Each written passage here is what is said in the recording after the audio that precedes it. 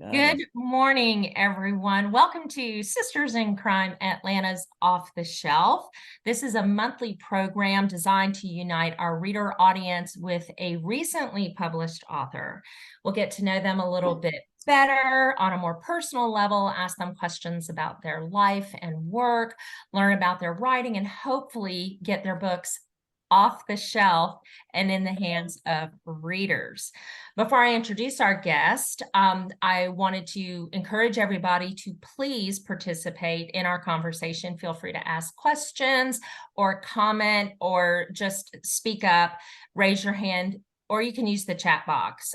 Angela Costa is here with us. She'll be keeping an eye on that, and she can ask your question on your behalf if you choose to do that. So I am Dawn Gepfer. I am the host of Off the Shelf, and today we are talking with Carl Vonderau, a former banker turned crime fiction writer.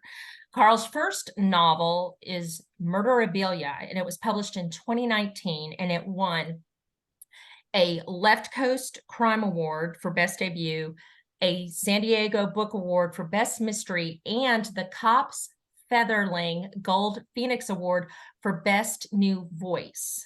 And that is quite a debut for a debut novel, and I'm sure created really big shoes to fill for his second novel, which is Saving Miles, and was just published a week and a half ago on August 15th.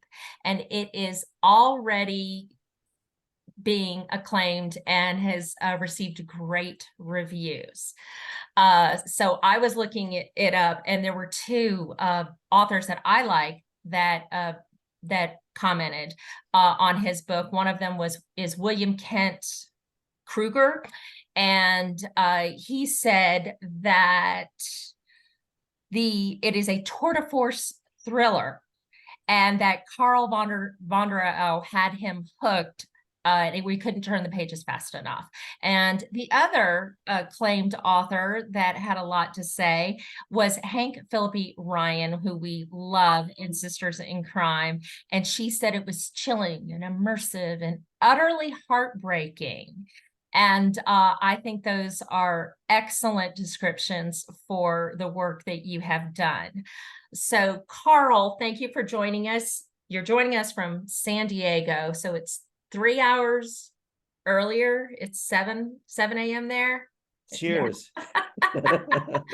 And very much appreciate you spending a very early Saturday morning with us. And we're also appreciative of the audience for joining us this Saturday morning. And so, Carl, let's get started. I always like to start our program off by asking. First of all, just let me Oh, thank you for inviting me to this.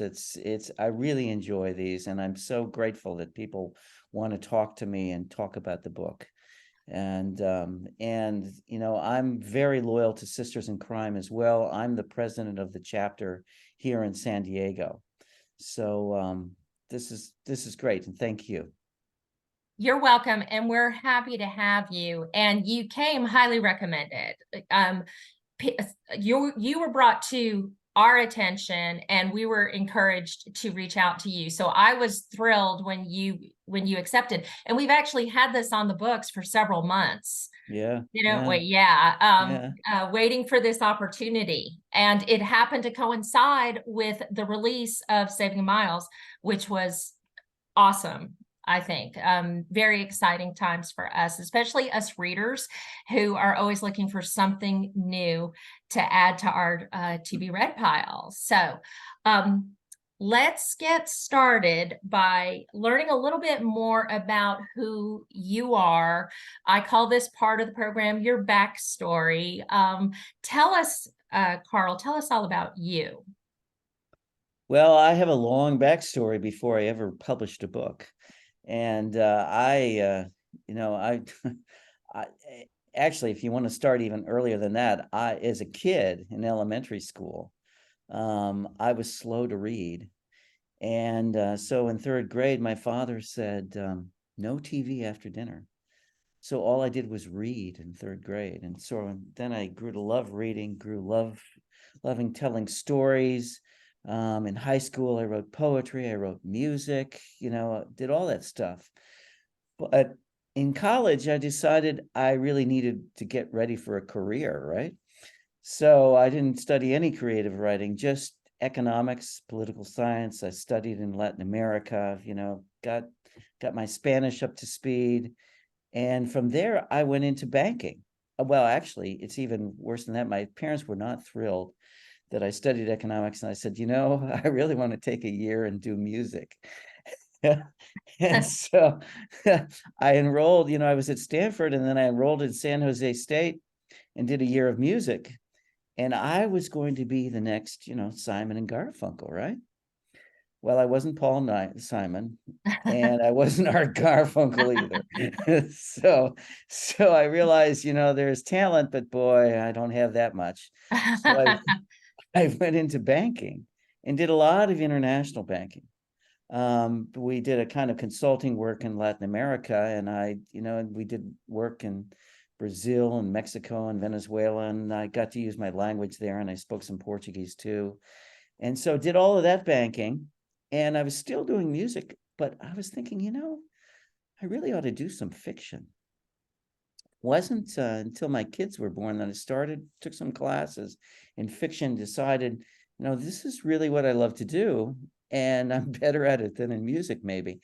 So I did that, and I didn't tell anyone at the bank, right? It was not a career enhancing opportunity. That what I really wanted to do was publish a book. So I did all that, and then my wife got offered an opportunity to teach in Montreal. So we moved there, and I had the chance, to learn French and go into banking there and do international banking. Still, I was writing on the side while we were trying to raise kids. 15 minutes here, 15 minutes there, right? Between at a coffee house, and the half an hour between when I ended work and the bus came.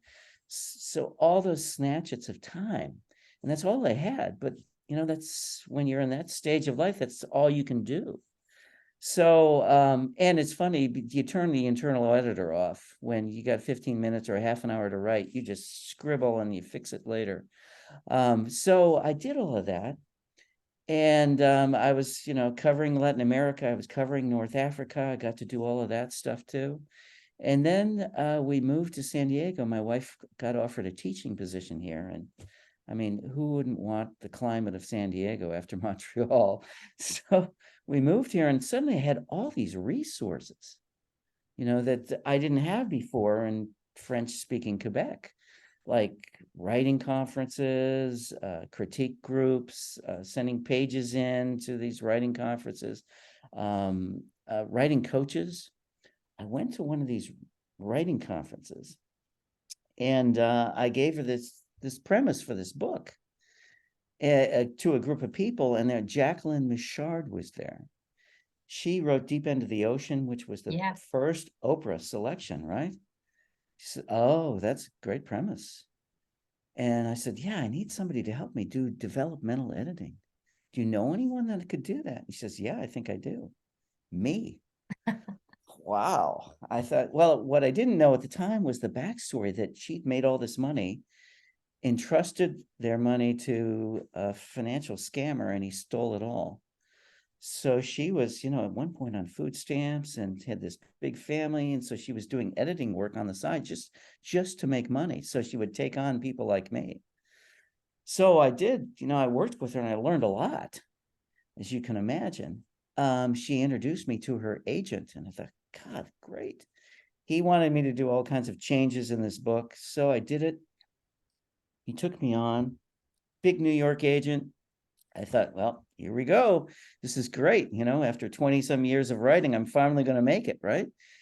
And so he would have me give revisions to his book, and his young readers would then critique it, right? It would take them 3 months every time I gave a revision to get back to me. No submission. So this went on for a year. And at the end of the year, he said, Carl, I don't really think I'm the right agent for you. No submissions, nothing. And here was the killer. He wrote in the email, I take this very seriously, Carl. In the 10 years I've been an agent, I've only done this 3 times. Oh my God. So, so this is what you go through as a writer, right? We've all have stories like this. So I went and I said, I got to find an agent. And the first thing I got to do is learn how to pitch my book. So there's something called the Algonquian Writers. It's this conference in New York. Maybe you've heard of it. It's all about sort of boiling down your story to a paragraph and then a sentence. It's in New York City. Oh, well, okay. A lot of people liked it. So I spent a whole weekend in New York learning how to do this. And I'm thinking, man, this was a lot of money to spend for this. So I did it, okay, well, that's done. And then I went to a writers conference in San Francisco. And I'm like all the other writers there trying to find an agent or acquisitions editor or whatever. And we're in one of these networking sessions. If you've all been there, right? Where everybody's got a glass of wine and the acquisitions editors and the agents are all talking to themselves, spreading gossip, right, about what's going on in the industry. And all us writers are kind of sidling up to them, hoping that someone will ask us about our book. So this agent turns to me and she says, okay, tell me about your book in one sentence. Oh, I wow. had it. I had it. Well, you had a paragraph. And no, I had the sentence too. Okay, Yeah, we okay, boiled it down to a sentence. okay. And I gave it, and she and this acquisitions editor go, "Ooh, I mean, has there ever been more music to a writer's ears, right?" And she became my agent, and she's still my agent. And so that book ended up being Murderabilia. So then we had to find a publisher.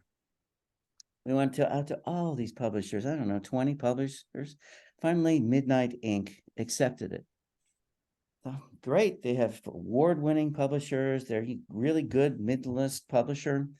3 months after we signed the contract, their parent, Llewellyn, says, well, we're going to close our doors on Midnight Ink. We don't want to do mystery publishing anymore. Oh. So what do you do? And they said, well, we're going to support all the authors where we sign contracts. And am I going to spend another year trying to sell this book? So I thought, okay, well, let's continue with them. And they were supposed to support it. They didn't do much. But then it got nominated for the Left Coast Crime Award. I'm thinking, okay, great. So here's this conference, Left Coast Crime. I'm going to be 700 people there in San Diego, my hometown. I'm gonna sell this book like crazy. And so the conference opens, and it was right when COVID started, and it closed one day after it opened.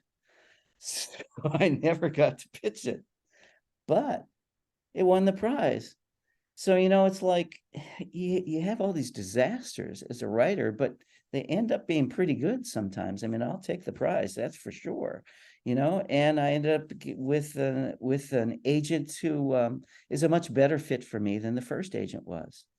So I mean, I guess I've come to realize that you can learn how to write, but what you really need are two things, and that's tenacity and patience. Because patience for one thing, because we all submit too early before books are ready, and then tenacity because you get a lot of negative feedback, and you get a lot of rejection, and so you just have to keep going.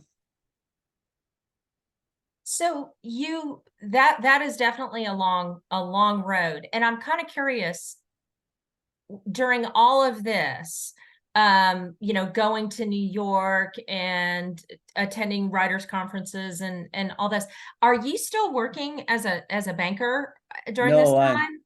I was during that time. Yeah, I haven't been a banker though for several years. But I was as a bank, and when I'm submitting the book and revising the book, I was still a banker, and nobody at the bank knew that I was writing this book. And it's kind of a creepy book, Murderabilia. I mean, I'll give you the pitch, the one sentence. A banker for the very wealthy has his life torn apart when he's accused of being a serial killer like his father. So, the kicker is at the end of the sentence, obviously. So, wasn't the kind of book that you talk about at work. Especially when you're a banker. No, no, and you're in private banking for all these wealthy people. Where did you get this idea now? Who's your You're father? exactly. Yeah, Is yeah. this an autobiography Free, by yeah, chance? Yeah. yeah. Well, Dad had hobbies. So, so, so I didn't tell anyone that. And the funny story is that after it's published and I stopped banking, and for this one particular bank, I see the former regional president in a coffee shop, and we hadn't seen each other for like 6 or 7 years. And she, "Oh, we know each other." And I said, "Yeah, I'm an author now." "Really?" I said, "Yeah." And my book is about a private banker who's the son of a serial killer. Oh. Well, Oh. they do say that you should at first start out writing about what you know. Yeah, there you go. There So, you go. yeah, Yeah, yeah, yeah. yeah. Practice makes perfect. So, honestly, the book getting published though, because it was published in 2019, that wasn't Yeah. that long ago. Mm, So at some point you did retire and you were able to dedicate more time to yeah, pursuing this, yeah. right? Right. I worked for three banks here in San Diego, and after the third one, I just decided that banking was not for me at that point. And it was all in private banking here, and the other kind of banking I'd done was international banking in Montreal and in Chicago before that. But what's funny is that, all right, banking isn't for me, but where are the settings of all my books? In banking, Yeah. right? So, I've used all that stuff. I mean, I used to cover Algeria, and that's in murderabilia. I spent a lot of time in Colombia, that's in murderabilia. And in Saving Miles, there's a lot in Mexico, particularly Tijuana. So I used that, and I used to cover Mexico as well, but never Tijuana. I had to sort Mhm. of get up to speed on that place. So, going back to earlier in life, you had a passion on more towards the creative, um, pursuits, and then you took a more practical route and you went into banking, or into finance business, and now it came back to you though, or it never left you. You were Right. systematically writing when you could throughout time. But it's funny because you said you finally realized after the third bank in California, you're like, banking's not for me. And I'm like, well, you kind of knew that 30 years ago. Yeah, I And yet did. you did it anyway, which is good, which is good. I'm a late learner. I guess, the story of my life is that I repeated kindergarten. So I should have known that it takes a while for me to get things. Well, I do think it's a fascinating story, and it sounds like you were very dedicated to your profession, and that's always admirable. And it's not new to those of us who are in the writing realm to hear of discouragement from pursuing like, how are you going to make a living as a writer, and our families encouraging us to go in a more practical direction. So, um, Yeah. yeah, unfortunately, but it does come back. It does come back, or you push through it in pieces like you described. So, and very Oh, fascinating. Sounds like you had a fascinating career. I did. And I think the way I like to look at it is writing helps me synthesize all the different parts of my life. So, and I was brought up in a very religious family, and that was in the first book, and then all the international banking and international travels. And international is also in Saving Miles. I mean, that's all part of it. What I had to do then was learn how to launder money, but we all can pick up things. I love that you mentioned that, and I do want to talk about murderabilia, but let's jump ahead to that. Yeah. with Saving Miles, because that's something I don't understand at all. I don't understand laundering money. And I was just kind of curious if when I read Saving Miles, am I going to understand that? Not, is it not that it's a how-to, but is it gonna, like, all of a sudden I'm gonna, not all of a sudden, but I'm gonna eventually be like, oh, that when they talk about that, that's what that means?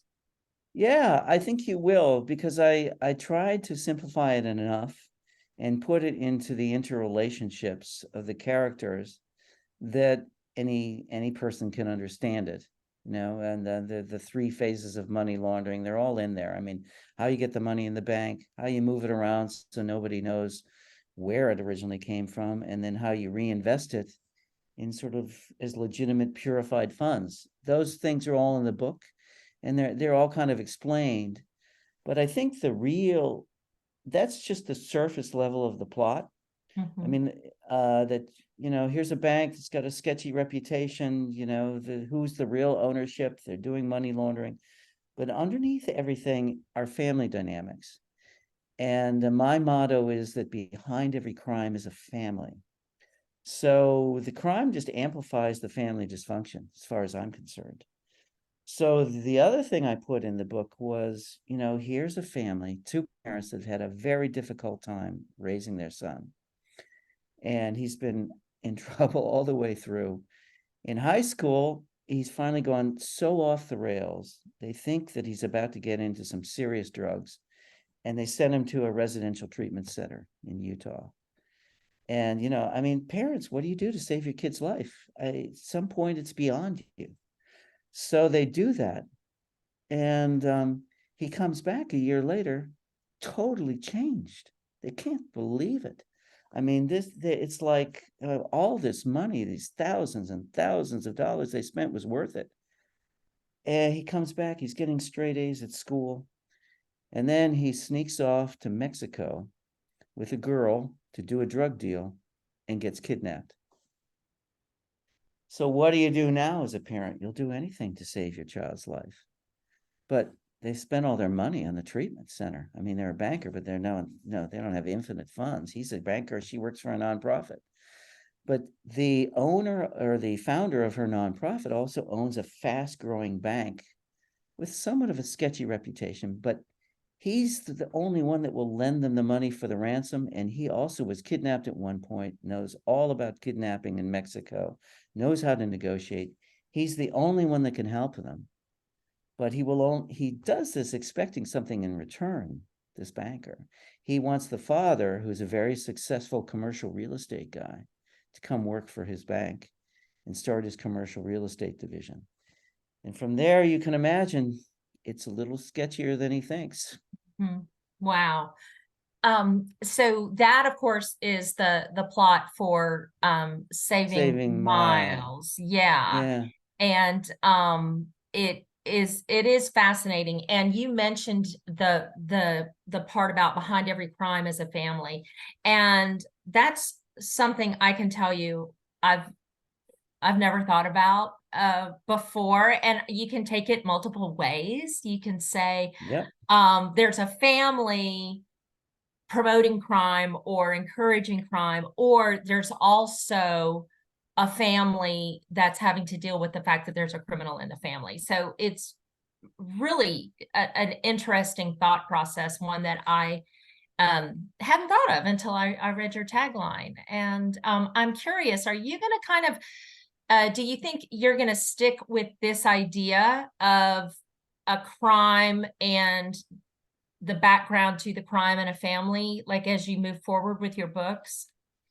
I am now. Yeah. I'm working on another one. I'm revising it. And again, it's a different set of characters. My books are all standalones.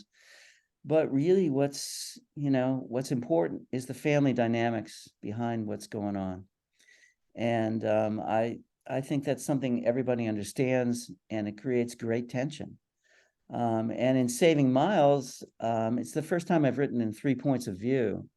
So, you get the father, the mother, and the teenager, all their points of view. It's written in third person, but it's third person close.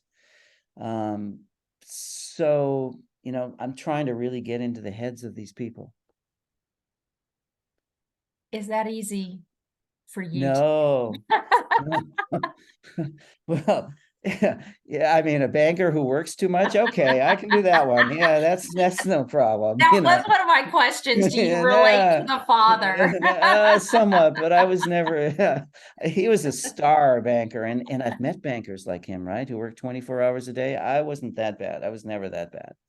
But it totally corrodes the family. So, but that was fairly easy to write. But then the mother, you know, um, she had an early pregnancy. She's given up a lot of her life to raise her son, to deal with all their problems, and still feels that she's failed, and that this she resents her absent husband who hasn't been there to deal with all this stuff. I had to get into her head, and she also, she has an affair, and I had to get into the reasons why a woman would reject her husband and have an affair and make that understandable to me and the reader, and we had to do a lot of reading on that. So that was difficult. And I ended up going from first person, both of them, to third person close to get a little bit more distance and distinguish the characters a little bit more. So that worked, finally, but it stretched me as a writer, right? Mhm. And then the teenager, right? Look at me, I'm not a teenager. And how do I get that voice? So, I thought, well, somebody in my writers group, they talk differently than we do, he said. So I looked up all this slang on teenagers, started putting in teenager slang, and I had this writing coach, Carolyn Wheat, who's really was an icon in San Diego. She was helping me, and turned to me and she said, first of all, she said, Carl, who are your readers? Well, they're not teenagers. Mm. And then she said, you know, should your reader need a dictionary to understand your work? So, kind of put it in perspective, right? So I took out most of that slang and just put it in here and there, which you can understand in context. And what I really tried to do then was get into the mindset of a teenager. What's important to a teenager at that point, at that age, 18, right? Wants to separate it from his parents, but still wants to be respected and in ways want to be close. Resents them for sending him away to this residential treatment center, which he hated. But still, he learned a lot, which he won't admit.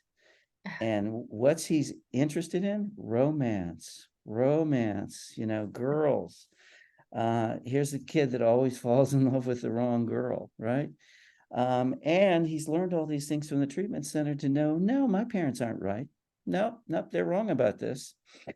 So that rebellious, it's sort of Mm. having that intellectual foothold for his rebelliousness. So those kinds of attitudes I tried to put in more than the language. So your books are described as thrilling, and but there is this personal, emotional aspect to them. So are they really domestic suspense or domestic thriller, if there's such a category as that? Well, yeah, there've been a lot of terms. I mean, a lot of people are calling it thrillers. My agent called it domestic suspense. But there are a lot of thriller aspects to it because Mhm. the pacing is like a thriller, but yet we have character development sections of it to establish these conflicts and how the family reconciles with one another and learns to forgive one another, because in the end that becomes essential to survival in the thriller. Mhm. So So let's talk a little bit about murderabilia, because I think that is such a fascinating concept, and you've given us the one line pitch on it, but tell us a little bit more about the story itself and where an idea like that came from. well, let's see. I was raised as a Christian Scientist, which means basically that you can heal anything if you reflect God correctly. So physical or mental, and all evil is basically just a false concept. So I thought, wow, that would be the perfect religion for the wife of a serial killer. because you can reject all evil. It's kind, you can be fully embrace that delusion. So let's have a family where they're a Christian Science family, and what would it be like to be a child in that family? And I did a lot of research on children of serial killers and how difficult it is. A lot of them have no idea that their father was a serial killer. So suppose someone, just when you're 8 years old, comes to your trailer and arrests your father for killing all these women and taking photographs of their bodies. And, what does that do to the family? Well, in this case, they changed their name and moved to California, and nobody knows who his father really is. And that's the way with a lot of serial killers. I mean, like Charlie Manson had 3 sons, and different mothers. One committed suicide, one was bullied all through school, and the other one changed his name, and nobody knows who he is or where he is. That kind of conflict, family conflict, is what I put in there. Here's a mother who refused to even think about what her husband did, or let her kids grieve and process it, because that's just not what God's way is. And then a son who grows up and suddenly someone is killing the same way his father did, and all the evidence seems to point to him. So that was the concept for that thriller. So someone figures out who he is, even though he's Right. living under a new name and all that. Yeah. Someone figures out who he is, and yeah, wow. Yeah.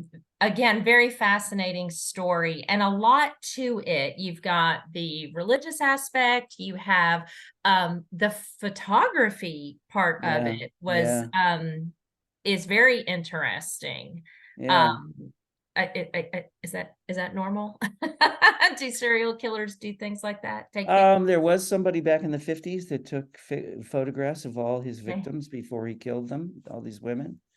Yeah, I've forgotten his Okay. name. But That's okay. anyway, yeah, yeah, I don't yeah. really know. You're gonna want to look him up and read all about him, I'm sure. So both of your books so far, and I know also we haven't even talked about this, but don't let me forget to ask you, you have written, aside from these 2 novels, but for both of these novels, a lot of research, a lot of development, informing Yeah, the story.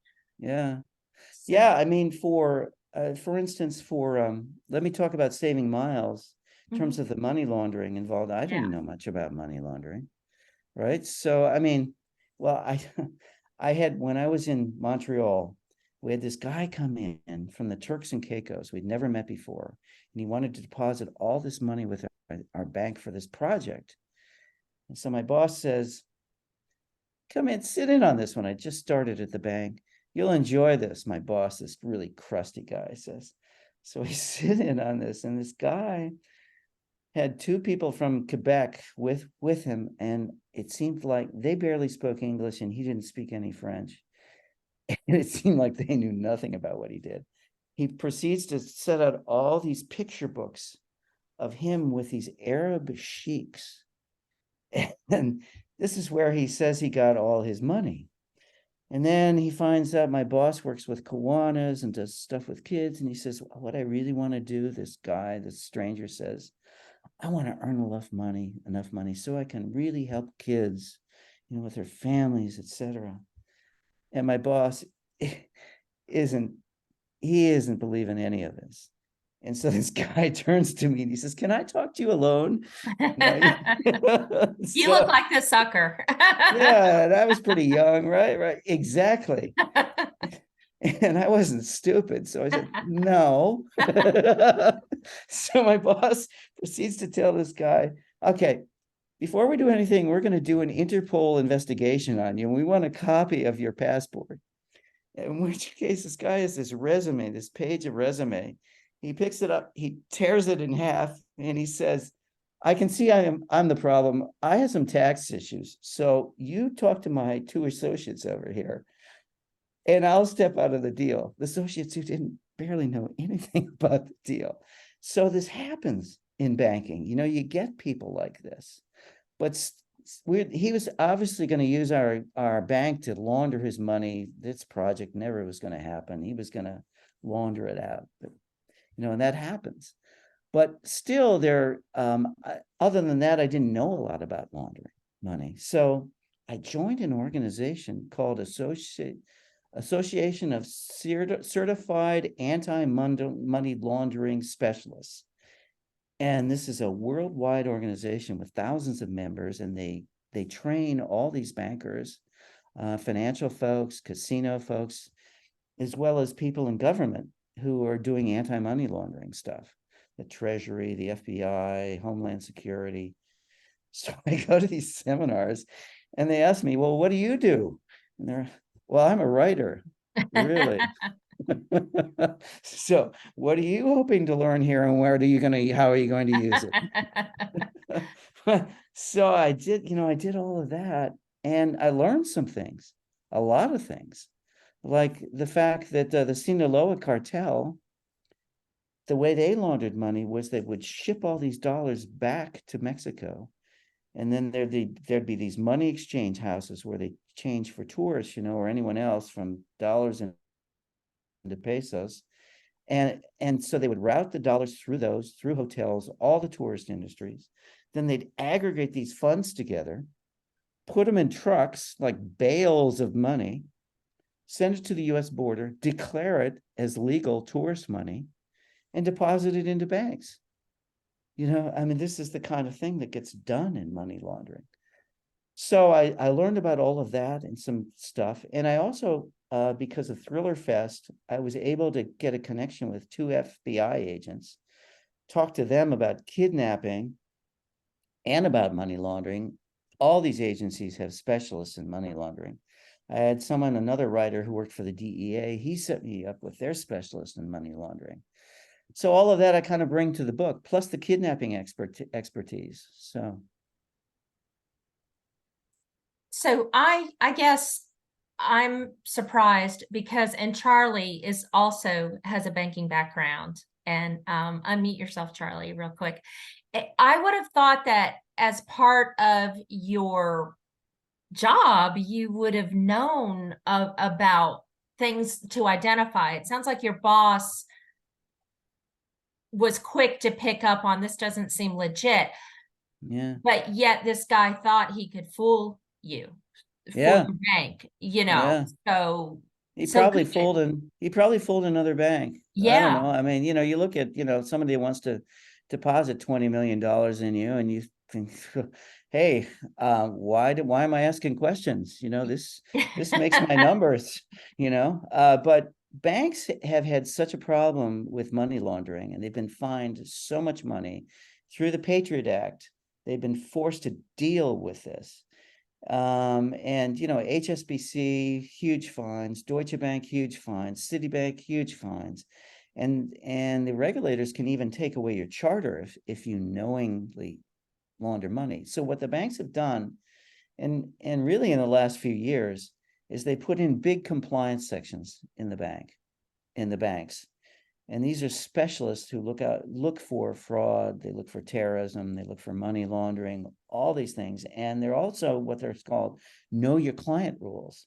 So if you're a banker and you bring in a client, these people want to know who they are, what their background was, where the money came from, all the different sources. Maybe this is a limited liability company or trust from overseas. They got to know who the beneficial owners are before they'll let you do anything. And so as business development folks, we hate them. We hated them, right? Because I got this big deal and all these people are doing is saying no, no, no. And finally, the the client can turn you and you say, I expected some questions, but I didn't want a colonoscopy, right? So they're going to go to someone else, right? But this is what banks have to do now, and they've got all kinds of systems in place. So for the Smurfs who used to go around depositing $10,000 increments, right, back in the 80s and 90s, because below that you don't have to report it. Yeah, banks catch all that so fast. in systems. So the launderers have to be much more clever now in Mhm. the way they do things.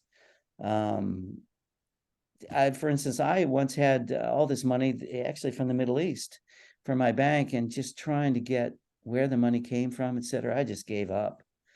Or the other one, when I was in Canada, dealing with all these North African banks, Algeria, right? Terrorism was the big question. Well, everybody in these Arab countries has the same names in different combinations. And they're, everyone's named Muhammad, something, something Muhammad, et cetera. So the bank owners, they all have the same names as the terrorists, right? So how do you prove to the compliance section that these people aren't secretly terrorists? Um, so that's what goes on now. Mhm. And even in cryptocurrency now, some of these exchangers are doing know your client rules because they need dollar accounts, and the banks they work with insist that they do this stuff with their clients. Oh, it's absolutely fascinating and very mind blowing, actually. Um, Mhm. and I'm trying to keep an eye on the time. I have a question for you about your stories. Again, they're they're plot driven, but they're also character driven. So for both of them, and answer individually unless it's the same answer for both. What did you start with? Did you start with a person, a character, and then created this crime story around them, or did you start with the crime and develop the characters along to go with the crime? Well, kind of both. I always, because I was raised a Christian Scientist, I always wanted to put that into a book. So with Murderabilia, I knew I was going to put that in somehow. And then I had to invent, a father whose crime was so horrific that, no one would want to admit that they had any relationship with him. So, and then, invent the plot on top of that. With Saving Miles, John Grisham, the firm, I always thought, well, what if this was a bank? What would that be like? So that was Mhm. running around in my head. And then, not many people do much on money laundering. That would be interesting to put in there. And then, but underneath were these family dynamics. And suppose, they've had to send their son to this treatment center and it totally blew up their marriage. So that would be an interesting dynamic to put in there. Then you have to think of what's the plot that connects all these things, Mm. right? So that was the way that went. I love it. I love it. So, um, all right. So, you mentioned the association that you joined. Um, Yeah, I can't remember the name of it either. the It's really hard. anti-laundering, anti-money laundering or whatever. Yeah. Are you active? Are you No, no, I'm not. It costs too much money. You know, I mean, they're used to, people with big budgets. So, to become a member, $400 or $500, and Mhm. and then the conferences, there's several hundred or even $1,000 to go to these conferences. And I said, "Look, I'm a writer. I write this stuff. Don't I deserve a freebie?" And they said, "No, No, no, no. no." Well, I heard in one of my research looking into you that I didn't know this, that nonprofits are a Yeah, really good way for money to be laundered. yeah, yeah. I mean, Donald Trump, he had a foundation. He was funneling funds to all kinds of family members, because they're not as closely regulated as some things. And a nonprofit, I mean, a lot of nonprofits get a lot of cash, and who knows where that comes from. And if they're an international nonprofit, they can ferret this out to these supposed organizations all over the world, right? And who checks on those? Like the NFL. I'm sorry? The NFL is a nonprofit. The In NFL. Oh, the Yep. NFL. Yeah. Well, I don't know if they're doing money laundering. Like what? How are No, they a nonprofit? but Yeah, look, that Well, you'll have to explain that to me later. I don't understand. wow. Yeah, you're absolutely right. I mean, how many billions of dollars is their budget? Yeah, Yeah, yeah, yeah. Hello. that's that's fascinating. Yeah. Wow. Wow. Well, and there's some pretty big foundations. Um, Yeah, I anyway, guess so. yeah. I don't know. And a lot of it is done by international trade now, with, imports and exports. And who keeps track of that stuff when somebody ships diamonds from South Africa to India or gold from South Africa to India? And, do the shipments really take place? Are the profit margins really legitimate? There are all kinds of ways you can mess around with that and move money. So, oh, I'm sorry, Charlie, were you gonna say something? Oh, well, I've got a couple of questions. Okay, ask them. Yeah, Uh, please. do you happen to know a guy named Michael Awad, Doesn't ring a bell. international banker? Anyway, he's an acquaintance that international banker in Mexico for years. Oh, Oh, okay. okay. But uh, regulations have always tried to do something about laundering, and the $10,000 rule was one of the more obvious ones. But the other one was I was a mortgage banker, so Hmm. um, included in the Georgia deeds where I worked. But Fannie Mae and Freddie, all of them incorporated into the deeds that a property with a mortgage deed had to be used for the purpose for which it was intended. And the reason was in Miami, they were laundering money through banks and mortgages, and Hmm. they were actually carting money down the streets in hand trucks, boxes of cash. Wow. Yeah. And if you used it to buy a house and you didn't live in it and you rented it, Yeah. it could then be foreclosed Oh, really? Yeah. Well, under the new rule. So, yeah, yeah. That's really interesting. I've heard some things about that. I didn't know all that detail, but I did hear that now if there's a substantial cash component to purchasing a house in Florida and California, you have to submit what's called a suspicious activity report to Treasury. And yeah, well, you have to prove where your down payment funds came from. yeah, okay, okay, yeah, So you have a kid walk in, he's got $10,000 to put down on $100,000 house, and he suddenly is surprised that he has to tell the banker where'd these funds come from, and show us a record of having had these as an accumulating fund. yeah, So, yeah, Charlie, is that like the gift where, like as you said, a young person buying their first home and they have a down payment that was gifted to them from a But relative? yeah, the gifting gets into trouble too. So I'll bet. you have to have some affidavits about actually, is it a true gift or is it a fake second mortgage? Right, right. Yeah, and there were a lot of cartel members who had straw buyers. Yeah. So, they'd lend them the money in a fake loan and the straw buyer would construct a house but never Yeah. live there. All amazing stuff. And Yeah, yeah, crypto was designed, crypto, the idea yeah, was came up with to avoid monetary regulation.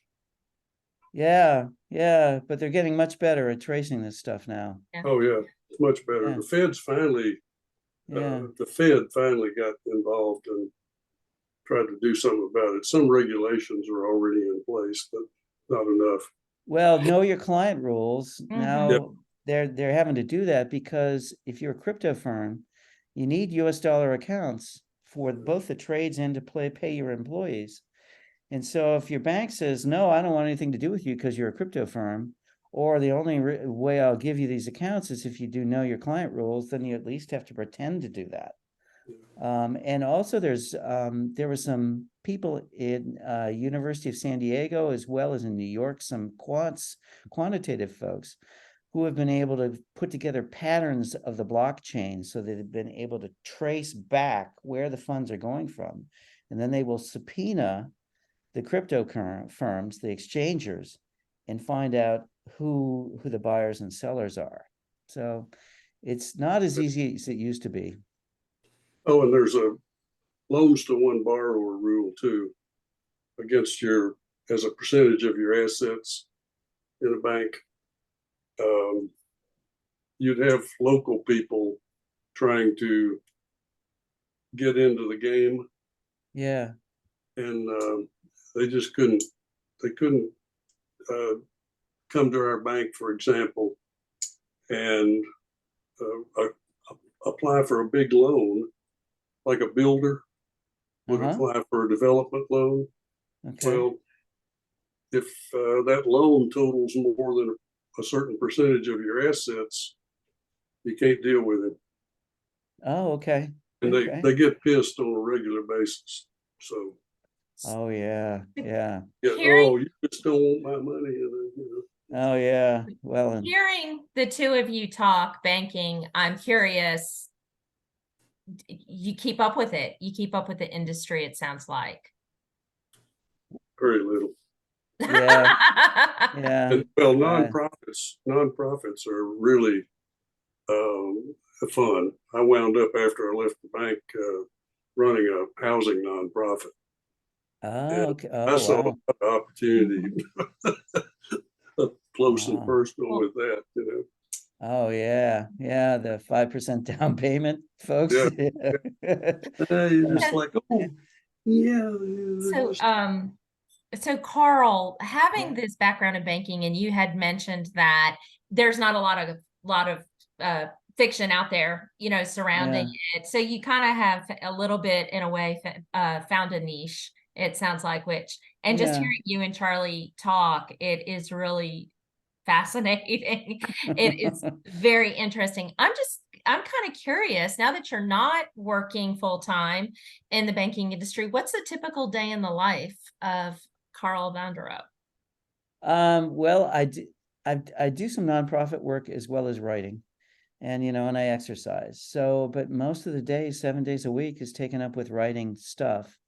And now it's, in the last month or so, it's been all promotion. Yeah. And it takes up an incredible amount of time, but something you have to do. Mhm. So that's what it is. And I work with a nonprofit called Social Venture Partners, which is a nationwide organization it's a nonprofit itself, and we help other nonprofits with kind of their structure and how they're organized and how they do things like board relationships, how they fundraise, how they do strategic planning, that kind of thing. So I'm doing a lot of work with Cesar Chavez Service Clubs, who helps kids here in San Diego. So I do that on the side as well. And no, they are not laundering money. But Very good. Very good. just want to get that in. And no, Dad was not a serial killer. Okay, just get that in. And you had already mentioned that you are president of your local chapter Yeah, of yeah. Sisters in Crime. Oh, yeah, I'm Partners glad in you said Crime. that. Yeah. So we're doing monthly events. And we're interacting with some other chapters here in California to do combined monthly events too, because of the wonders of Zoom. Yes. And so that takes up my time as well. So you're Yeah. keeping busy and excited for your continued career in writing. As I said, there's been really positive feedback on both of your books. Thank And you. we Thank started to talk about this and I got sidetracked. You have written some short stories and you've been Yeah. published in an anthology. Right. I'm not a great short story writer, so I've taken a lot of that, and I'm concentrating more on books. But I had written a book that took place totally in Colombia, so I took part of that as a short story and got that published in Crossing Borders, our anthology here, and then I took parts of Murderabilia and published those as short stories. So but I'm really concentrating more on the books right now. So And you've got something in the works, something you're working on right now. yeah, Yeah, I do. We're revising it, you know. I have an agent who tears it apart. So what can you do? Any idea, like, do you have a target for when that might be out? I know we're still just. Oh, it's a year away because, you know, Mhm, I have to do the revisions. It's going to take a couple of months, and mhm, then we got to sell it because it's a standalone. mhm. My current publisher, Ocean View, has an option for it, but who knows? You know, Yeah. standalones are tough to sell, um, but that's what I like to write. So, Mhm. Well, speaking of standalones, let's go back to Murderabilia. yeah. How what is your character? I believe his name is William. What's William doing right now? He he went back to banking. Yeah, yeah. Good, But he's good. got us.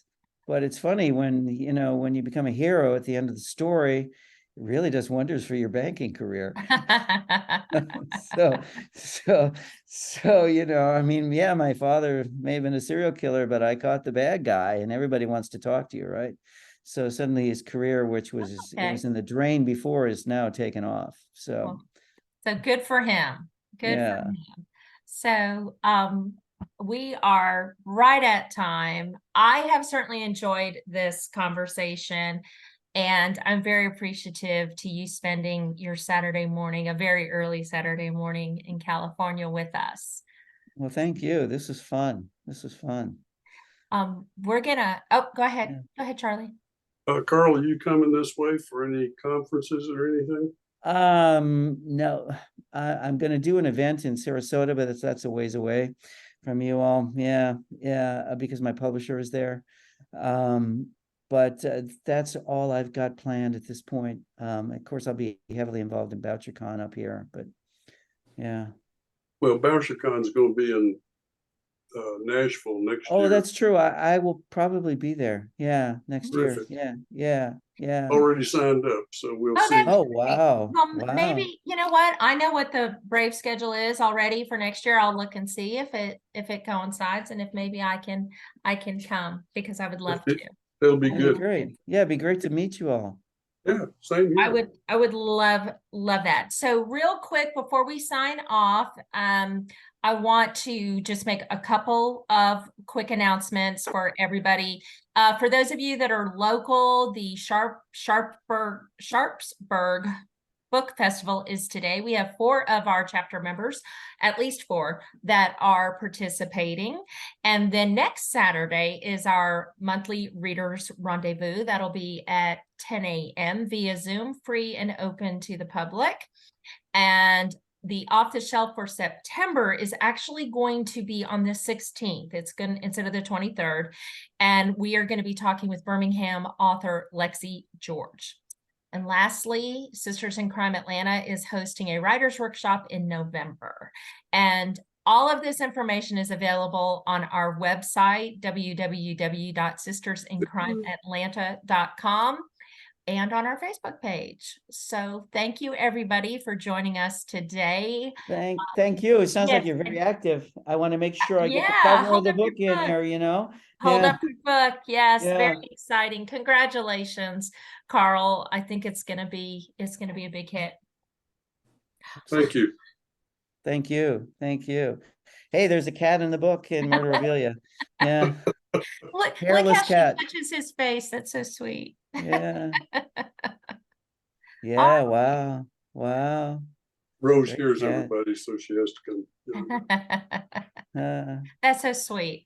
All yeah. right. Well, thank you very much. Go enjoy your Saturday. Thank you. What's left of it.